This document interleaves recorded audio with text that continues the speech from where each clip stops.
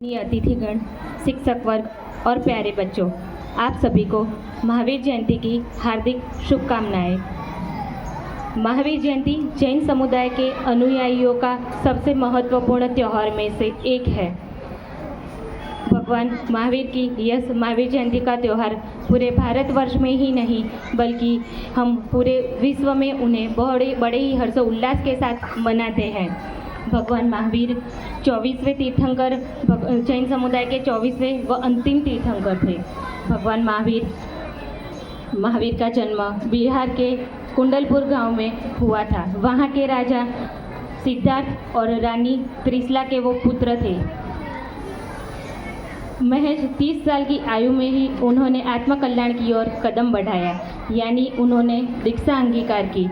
उसके बाद 12 साल की कठोर तपस्या उन्होंने वन में जाके मौन रहकर की।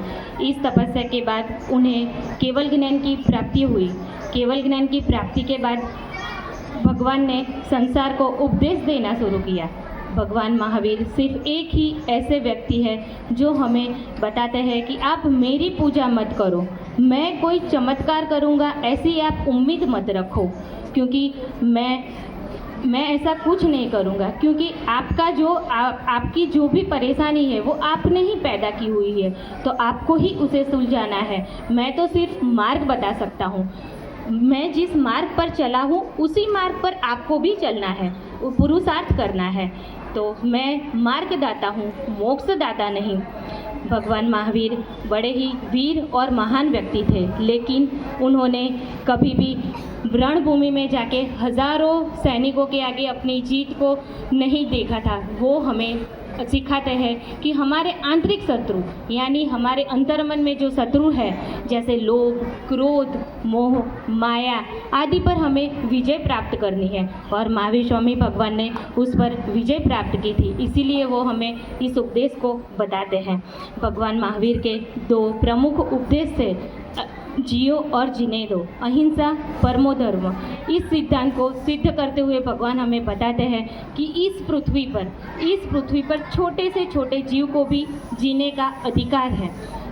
हमें किसी की भी हिंसा नहीं करनी चाहिए। भगवान अहिंसा परमो धर्म के सिद्धांत को समझाते हुए हमें बताते हैं कि हमें किसी को मानसिक क्षति भी नहीं पहुंचानी है, क्योंकि अगर हम किसी को मानसिक क्षति पहुंचाते हैं तो वो भी एक हिंसा ही कहलाई जाएगी। भगवान महावीर कर्म के सिद्धांत को समझाते हुए हमें बताते हैं कि आपके साथ जो हो रहा है या हो चुका है वो सब कुछ सिर्फ और सिर्फ आपके कर्म पर ही अधीन है। तो हमें हमेशा हमारे कर्म को अच्छे करते चलना चाहिए, तो ज़िंदगी में हम आत्मकल्याण को ज़रूर प्राप्त करेंगे। भगवान हमें हमेशा सत्य वचन पर चलना सिखाते हैं। भगवान हमें हमारे आंतरिक शत्रु यानी लोभ, क्रोध, मोह, माया इत्यादि से दूर रहना सिखाते हैं। भगवान महावीर के इन्हीं सारे सिद्धांतों पर अगर हम चले तो हमारा आत्मकल्याण होने से कोई नहीं रोक सकता।